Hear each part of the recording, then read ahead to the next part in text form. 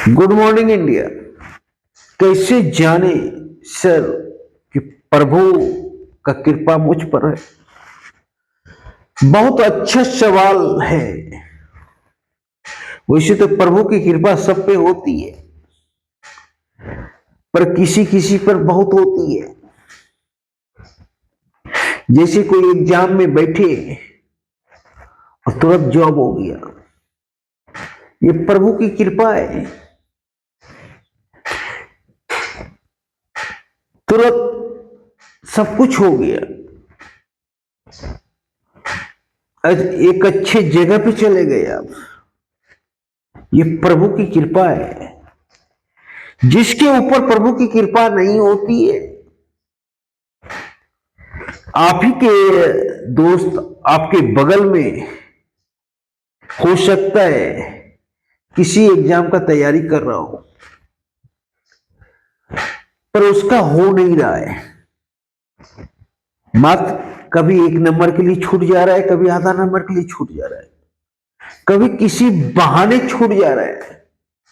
इसका मतलब है कि उस पर प्रभु की कृपा नहीं हो रही है। मान लो आप रणजी मैच खेलने गए और पहले ही मैच में शतक मार दिए, ये प्रभु की कृपा है।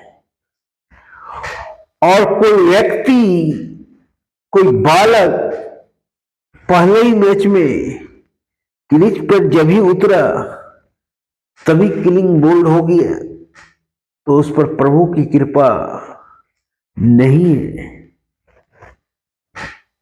तो इस तरह हम जान सकते हैं कि हमारे ऊपर प्रभु की कृपा है या नहीं है।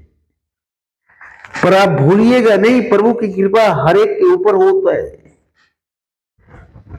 किसी को देर से मिलता है, किसी को तुरंत मिल जाता है, पर प्रभु सबके साथ होता है।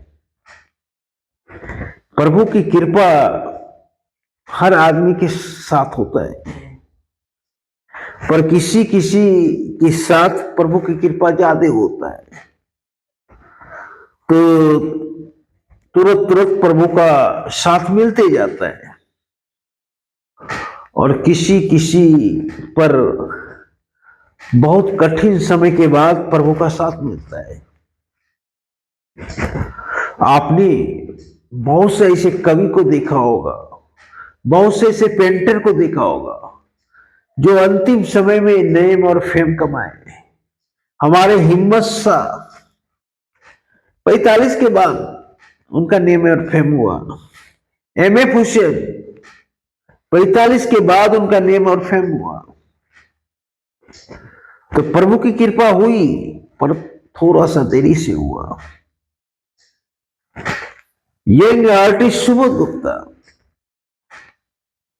तुरंत प्रभु की कृपा हो गई, कहां से कहां चला गया।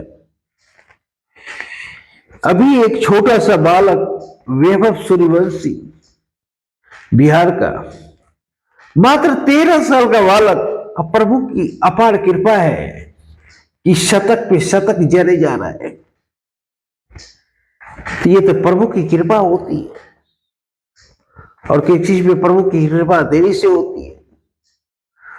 तो ऐसे हम समझ सकते हैं कि प्रभु की कृपा मिल रहा है,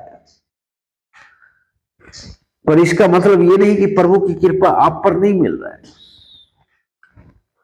हाँ, उस पर ज्यादा मिल रहा है। हो सकता है उनका पूर्व जन्म का फल बहुत अच्छा हो, तो उस पर अच्छी कृपा बरस रही है। आपका बहुत अच्छा ना हो तो आप पर अच्छी कृपा नहीं बरस रही है, पर प्रभु रहता सबके साथ है। क्योंकि एक ही बंदा ऐसा है जो विषम परिस्थिति में भी आपका साथ नहीं छोड़ता है, वो बंदा होता है परमात्मा।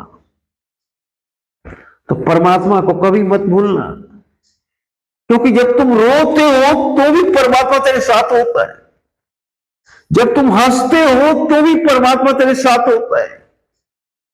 किसी वक्त परमात्मा तुझे अकेला नहीं छोड़ता है। इसीलिए हर हमेशा कठिन समय में भी परमात्मा को याद करना और देखना कि कठिन समय भी परमात्मा किसी तरह निकाल देंगे। कठिन से कठिन दौर में परमात्मा को याद करो,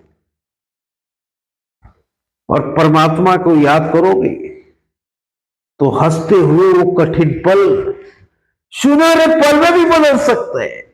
ऐसा भी चमत्कार हो सकता है। तो ऐसे हम समझ सकते हैं कि परमात्मा का साथ मिल रहा है या नहीं मिल रहा है। धन्यवाद।